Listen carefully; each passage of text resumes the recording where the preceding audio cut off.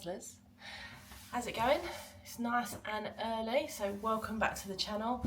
I am Candy, one half of Candy and Kelly, and this is Wild Heart Hustle Homestead, and we are going through a massive change in our life.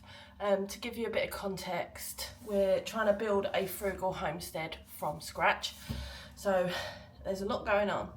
We're sharing kind of preparedness stuff, homesteading stuff, being frugal, living in the country, changing your life, manifesting, all that jazz. That's what we're all about. And I want to make clear that we're not following any particular narrative apart from ours. We're doing what we want to do. We became disillusioned with the corporate life. After 25 years in the corporate world, we decided enough was enough. Disillusioned with the system, tried to get out. I had some savings, sold our property, suffering from burnout, so you can tell there's a lot going on. We were privileged enough to make enough equity from our last property to buy this house we're in now outright, so we're mortgage free and we're just trying to live more slow, sustainable and more in the moment, and we're doing that on an extremely tight budget, currently no income. And we're just taking each day as it comes. We're learning a hell of a lot. And if you stick around and like what you see, you're going to see so much coming up in terms of what we're doing on the homestead. We've just completed a big bit of renovation on this property because we couldn't live in it when we moved in. Well, that's a bit of a lie. We could have done if we wanted to. But we had our camper van and my dad's van, so we stayed in that for about 8-12 weeks. We were living in the van on the drive. But we're getting to a position that we're starting to really live life now. And as you can see, the star of the show is there, Fizz. But we're going to start doing some self-sufficiency, growing our own. That has always been our dream, to kind of live our version of the good life. I know it's very popular at the moment, but we've dreamed about this for 20 years or so. That's how long we've been together. We've always had this dream of living on a farm. And this is our modern version of that, I suppose. So we're lucky that we're 42, 43 and we're starting from scratch. Again, it's quite daunting. I'll be with you in a second. Quite daunting, but we just talk about everything that we've got going on, our worries, our concerns, the highs, the lows, everything. So for those of you that are new around here, welcome. And if you like what you see and what you're about to see, check back through some of our old videos, hit the subscribe button, hit the notification bell.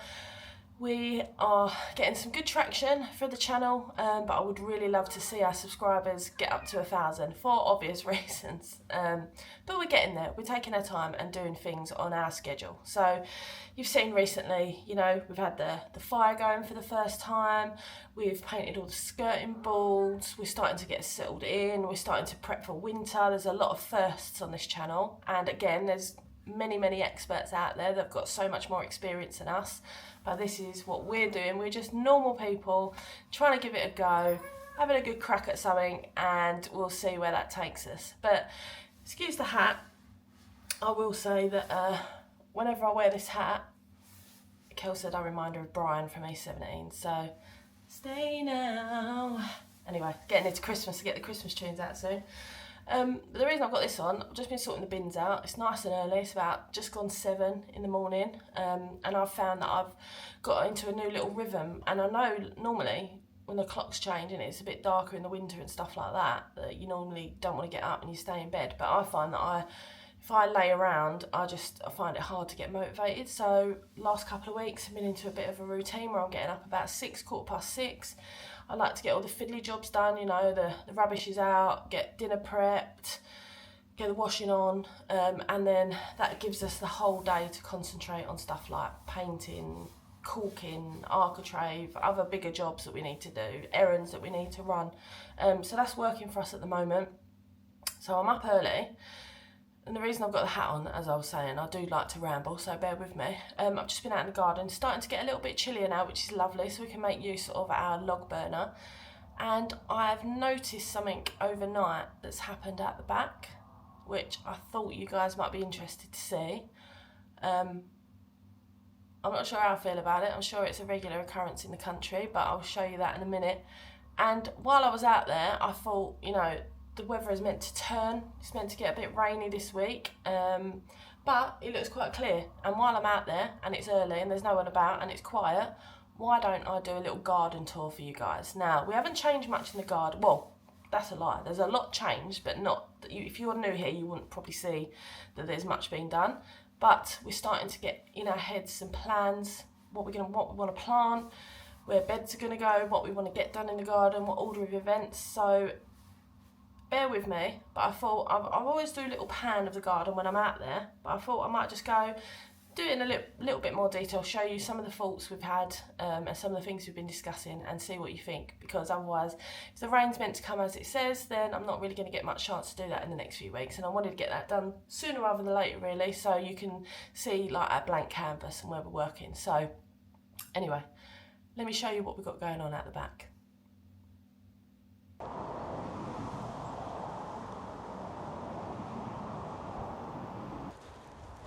Right, hustlers, let me show you what's happened at the back. I will do the tour, and I've just realised the bags are a little bit visible because I've been getting up early, so excuse the state of me. But I came out here this morning to put the rubbish out, and there's been some bits going on in the farmer's field. As you know, we've got the big field behind us, which is there. Let me show you what's been going on. I hope you can see it. So, you see our boundary line, which is here. I don't know if you can see this string. So that's our boundary line. Can you see that fence there? So there's like the post here. There's one here. All the way along. There's some collies in there, you can see. No, that's the scar. You see them in there?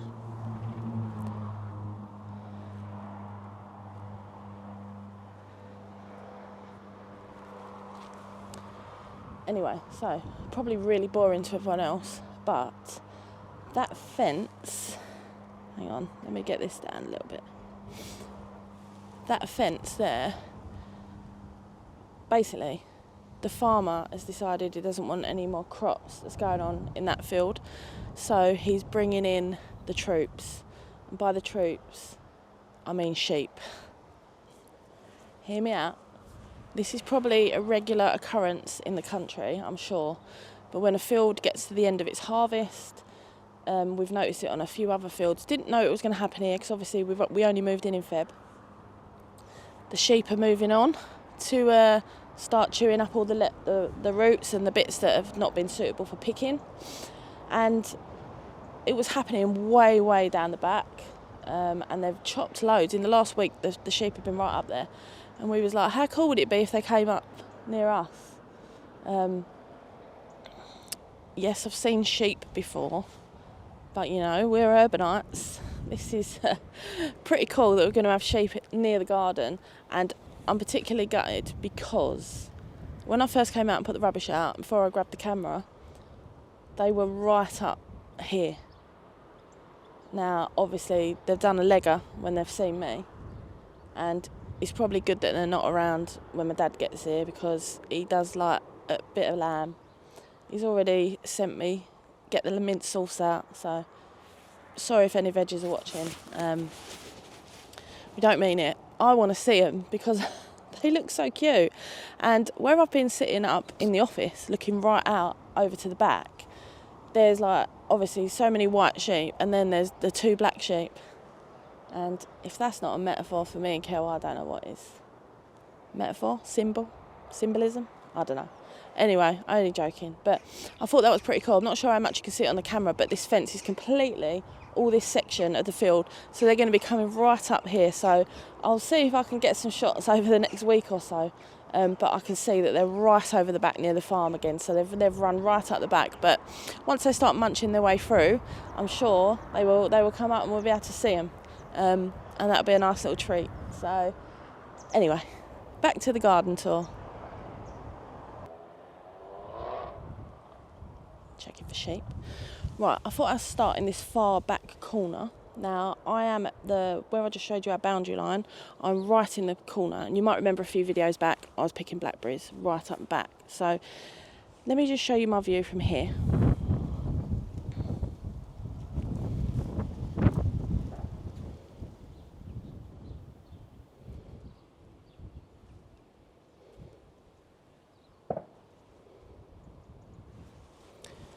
So it's a decent size. For us, it's humongous because we come from, obviously, suburbs where there's houses on top of each other.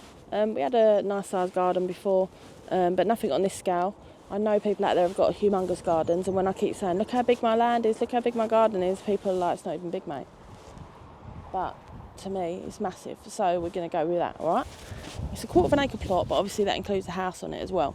But I think we're going to be able to have a good go at growing some bits here, and that's obviously from the back corner. So that big square rectangle that you just saw is primarily where we're going to do the majority of the growing.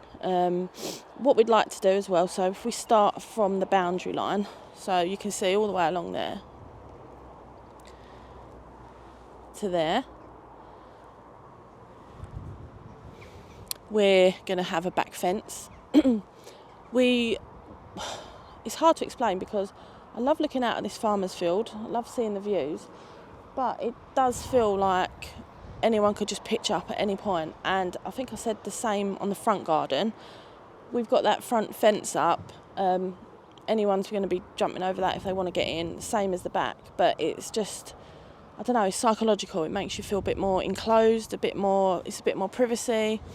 And we're going to have a fence that's quite secure.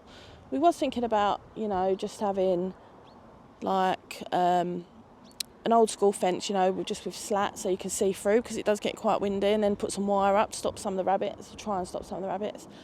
But on reflection and how good our front fence looks, and how sturdy and secure that is, we're probably going to go similar on the back, just a little bit shorter.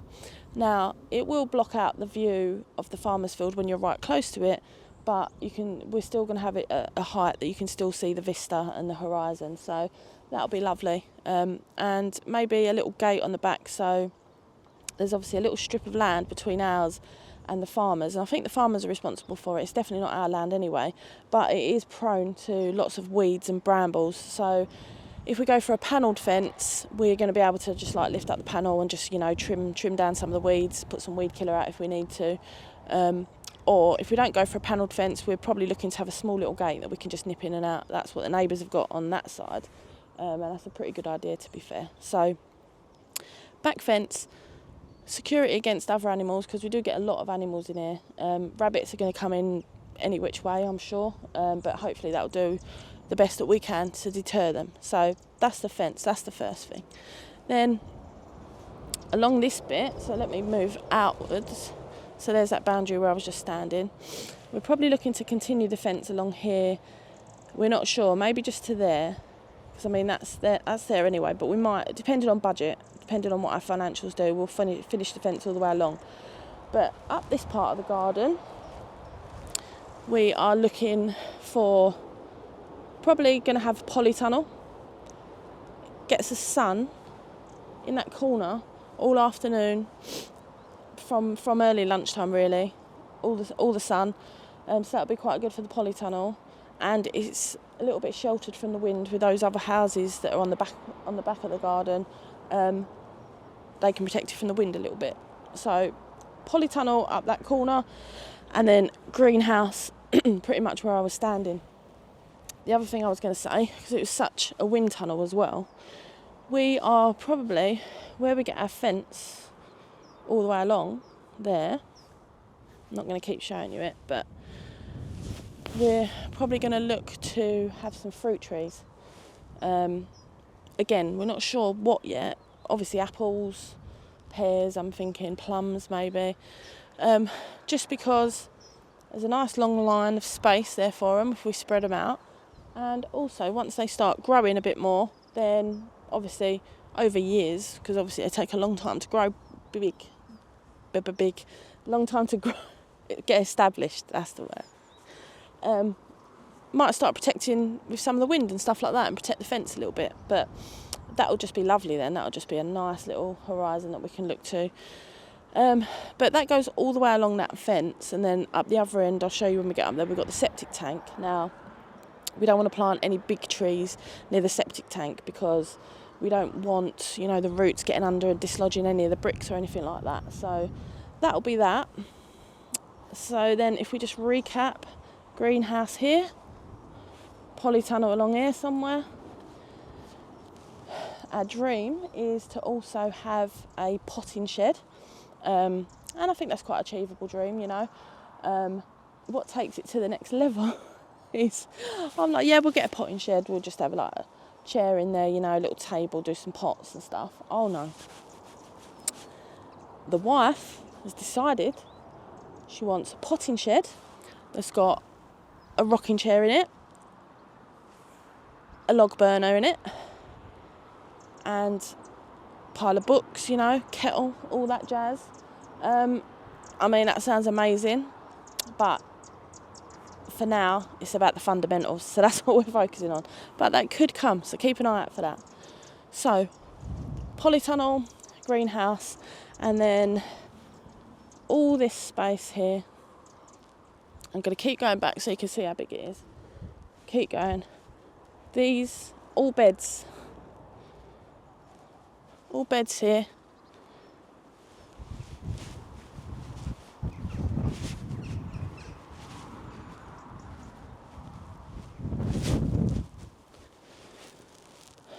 All beds there. We haven't decided.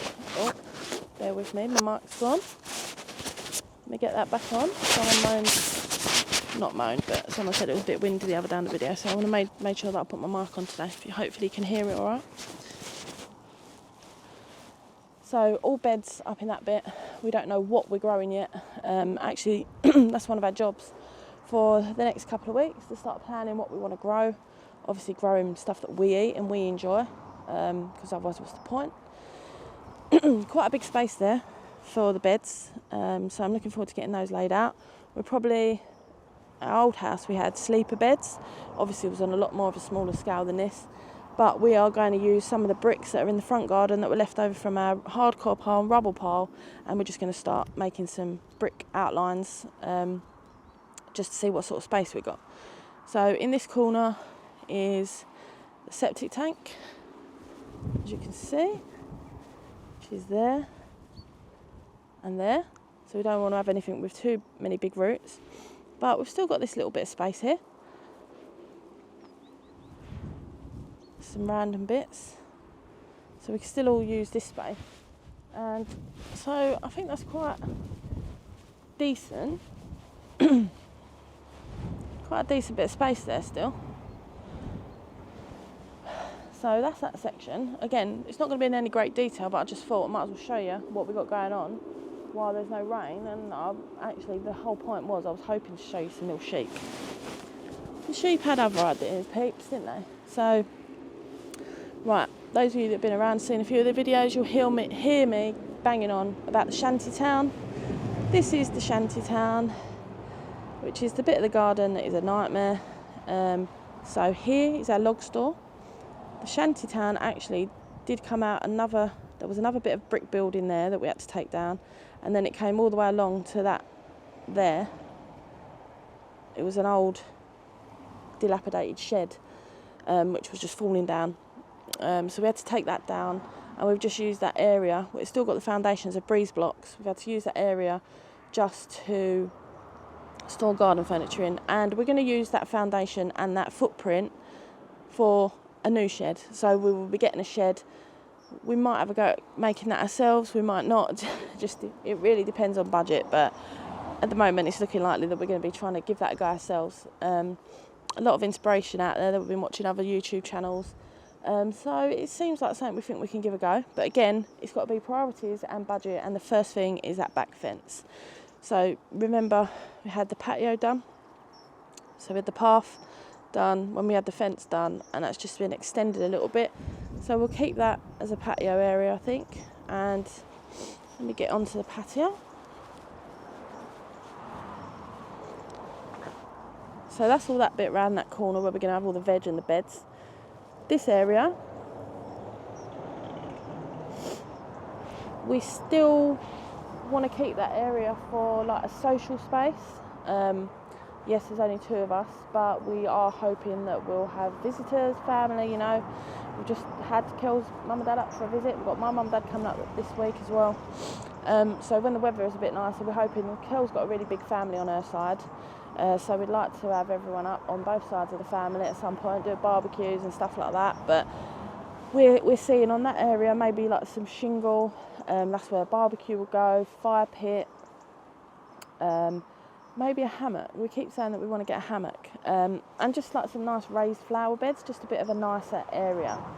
And then where the fence is there, you can see that little bit there, which was the idea of this fence anyway. So again, those of you that have been around for a while will know that we had our camper van, Vera, which we did sell to bring some more money into the pot, and that was the idea of putting them gates on so Vera could just drive in and she'll be protected in there. We decided to keep the gates because they are beautiful gates, really well made, functional, and we do see a camper van at some point in our future. So also what that means is if we have a lot of guests at one time, we can open those gates up and we can pull our car through, and our car fits in that gap perfect, and then that leaves another space on the drive for other people. So that's pretty much what we're thinking. Front garden, not really worth showing, to be honest. We're not really doing anything there. That's what it says on the tin.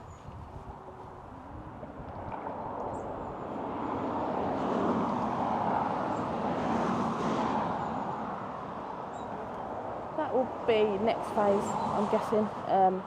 It does get quite boggy, we've noticed. Obviously we moved in Feb and it was quite boggy then, so we know that the winter's going to be quite wet and windy up here. So we probably will look to get the front garden done at some point, and by getting the front garden done, I mean, you know, tidied up, dug out, hardcore down, just so it's easy for cars to drive in, nothing extravagant on there. But since we've had the fence, it does really like enclose it a lot more. I know it's like I say, anyone can just walk over that fence now. Anyone can jump over the fence, and that's absolutely fine. It's just a psychological thing that it makes you feel a bit more in your own space, not everyone kind of bogging in. You get that at the back. I'm not saying people are bogging in, but I mean that fence went up and it didn't even set the cameras off, stuff like that. Do you know what I mean? So I shouldn't really be saying that, but it set an alert, but you couldn't see what was happening in the garden. So I just assumed it was like a rabbit or something. But then I come out this morning and there's a fence there. So, I mean, for all we know, zombies could be coming over the farm straight into the back having a party one day. We wouldn't even know about it. So it just makes me want to just feel a bit more secure, and I feel like it's our space, because at the minute there's no gap apart from our boundary string that differentiates our grass to the farmer's field. You could just keep walking. So it's just, like I say, psychological thing. It makes us feel a bit better. The front garden's made a massive difference, this front fence behind me, so I'm really buzzing with that. So that's sort of the plans. Let me know what you think. I just thought, you know, before the weather gets a bit dodge. Beautiful birds out this morning. I don't know if you can hear them. Probably can't with this mic. Chirping away.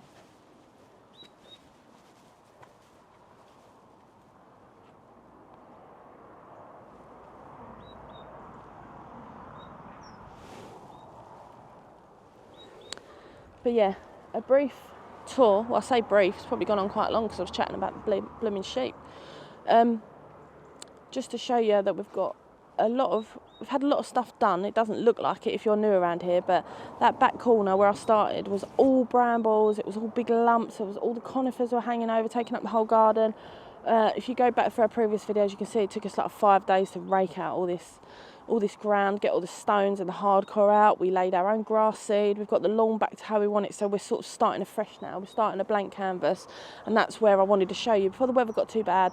And I know that over the next coming weeks, we're going to start planning out what beds we want where, what we're going to be planting, and obviously we'll be sharing that with you as well. But this was essentially the garden tour, back to basics, where we're going next, and those that are interested in kind of homestead life, self-sufficiency, grow your own, this channel is going to be for you. I've gone rogue on the last few videos a little bit, and now I just want to bring it back, get back to homesteading, frugal living, preparedness, that type of thing, because that's the sort of life that we want to live.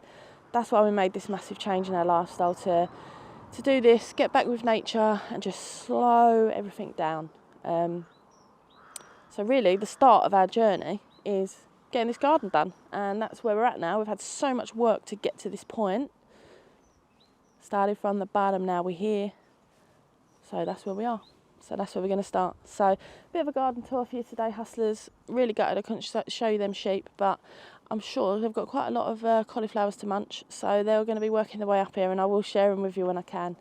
But thank you so much for all the support. Like I say, if you can hit the subscribe button, the notification bell, like, comment, it really does mean the world. We have gone over, in terms of YouTube talk, we've gone over our viewing hours needed now to get monetised. We just need to up our subscribers. We need less than 200 more subscribers, and then we can get monetised, and that would be simply amazing. But regardless, we're going to be here week in, week out, sharing what we're doing with you guys. So thank you all so much, and hustlers, I will catch you on the next one.